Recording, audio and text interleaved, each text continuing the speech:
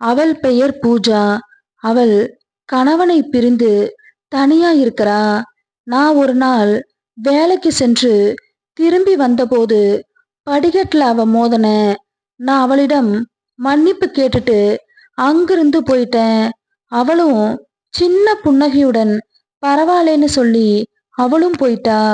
அவளை பார்க்கும் போதெல்லாம் சிறிதளவு சிரிச்சு வச்சேன். அவ முதல்ல அமைதியா கடந்து சென்றவ திடீர்னு ஒரு நாள் என் புன்னகைக்கு மறு புன்னகை செய்தா.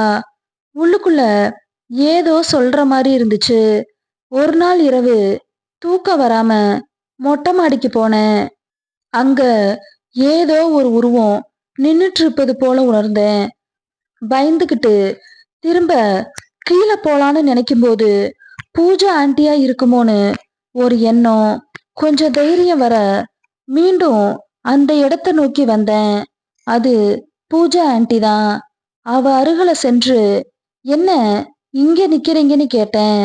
அவ மெல்ல என்னை பார்த்து ஒன்னும் இல்ல, சும்மாதான், தூக்கம் வரலைன்னு பதில் சொன்னா.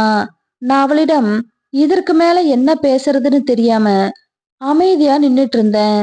அவளோ மீண்டும் பேச தொடங்கினா. நீங்க எங்க ஒர்க் பண்றீங்க? நான் ஒரு கம்பெனில மேனேஜரா இருக்கேன். அவ சின்னதா புன்னகையில நானும் ஒர்க் பண்ணிட்டு இருந்தேன். கல்யாணத்துக்கு முன்னாடின்னு வருத்தத்தோட சொன்னா. இப்ப உங்க கணவனோட நீங்க இல்லையான்னு கேட்டேன்.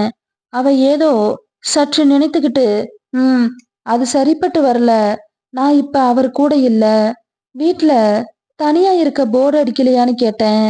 அவ அதற்கு போர் அடிக்கும், 6 மாசத்துல வெளிநாடு போயிடுவேன், அதுக்காக தான் வெயிட் பண்றேன்.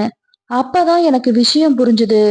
இந்த 6 மாசத்துக்குள்ள எப்படியாவது அவ என்ன நெருங்கி நின்று நீ போறப்ப வரப்ப பார்த்தேன். நீ என்ன பாக்குறேன்னு எனக்கு தெரியும். எதுவும் தப்பா நினைக்காத, நான் அந்த மாதிரி பொண்ணு இல்ல. நான் உடனே பதறிக்கிட்டு அப்படியெல்லாம் ஒண்ணு இல்லைன்னு சொன்னேன். அவ உன் வயசு பசங்களை பத்தி எனக்கு தெரியாதா? நீ என்ன பாக்குற பார்வையிலேயே எனக்கு எல்லாம் புரியுது.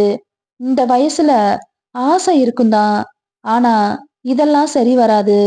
நான் அதுக்கு மேல என்ன பேசுறதுன்னு தெரியாம அங்கிருந்து சரி வரேன்னு கிளம்பி போக அவ என் கைய பிடிச்சா. ஏன் பயப்படுற? இப்பதான் இங்க யாருமே இல்லையேன்னு சொல்ல நான் ஒண்ணுமே புரியாம இருந்தேன். வா கீழே போலான்னு சொல்ல நான் அவ பின்னாடியே போனேன். அவ எதுக்கு என்ன கீழே கூப்பிட்டான்னு அங்க போனதுக்கு அப்புறம் தான் புரிஞ்சுது.